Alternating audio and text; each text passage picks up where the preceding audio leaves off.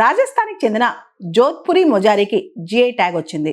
దాదాపు 250 సంవత్సరాల నుంచి ఈ వెరైటీ ఆఫ్ షూస్ అన్నమాట ఈ మొజారీస్ తయారవుతున్నాయి.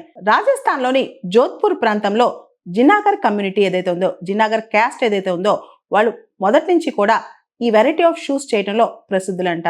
దాదాపు 250 సంవత్సరాల నుంచి ఈ క్రాఫ్ట్ ని రాజస్థాన్లోని జినాగర్ కమ్యూనిటీ ప్రజలు పెంచి పోషిస్తున్నారంట. దాదాపు 5,000 కుటుంబాలు ఈ జోధ్పురి మొజారీ క్రాఫ్ట్ నమ్ముకుని బతుకుతున్నాయంట. రాజస్థాన్ లోకల్ గా అంటే రాజస్థాన్ లో ఈ జోధ్పురి మొజారీ అనేది లోకల్ గా 100 కోట్ల బిజినెస్ అంట.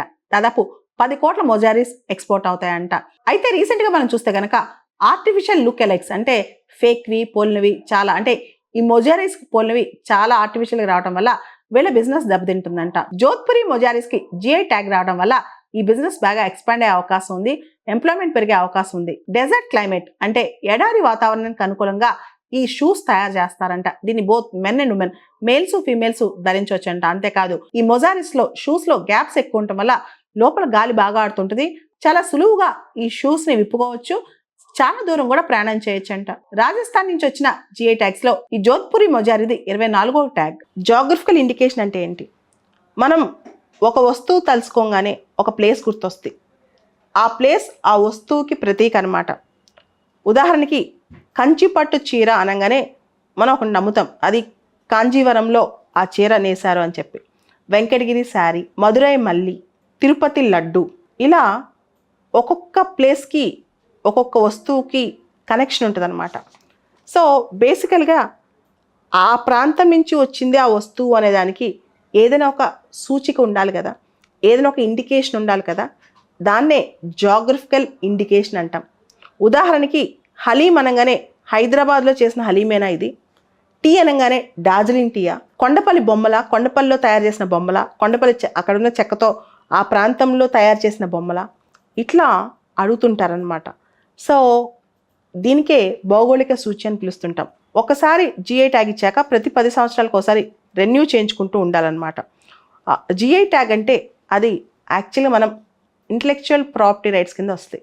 ఇంటలెక్చువల్ ప్రాపర్టీ రైట్ అంటే ఏంటి? మేధో సంపత్తి హక్కు అనమాట.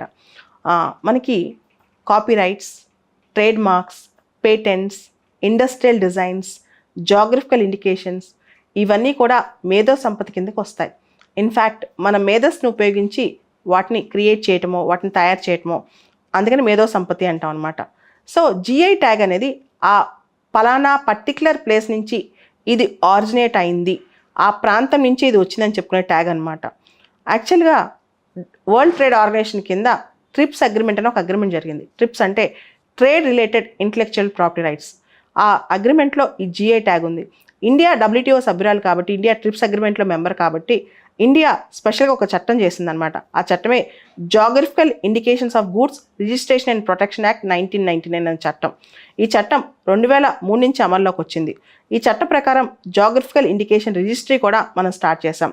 ఈ registry department for promotion of industry and internal trade DPIIT కింద పనిచేస్తుంది అనమాట. ఇది ministry of commerce and industry కిందకి వస్తుంది. సో దీంతో పాటు జాగ్రఫికల్ ఇండికేషన్స్ అనేవి article 1 clause 2 and article 10 of Paris convention కింద ఇంటలెక్చువల్ ప్రాపర్టీ రైట్స్ సంబంధించి కూడా డిస్కషన్లోకి వచ్చాయి. ఓవరాల్గా చెప్పాలంటే అగ్రికల్చర్ ప్రోడక్ట్స్ కానీ, ఫుడ్ స్టఫ్ కానీ, వైన్ అండ్ స్పిరిటెడ్ డ్రింక్స్ కానీ, హ్యాండీక్రాఫ్ట్స్ కానీ, ఇండస్ట్రియల్ ప్రోడక్ట్స్ కానీ వీటన్నిటికి కూడా జిఐ ట్యాగ్స్ వస్తుంటాయి అనమాట.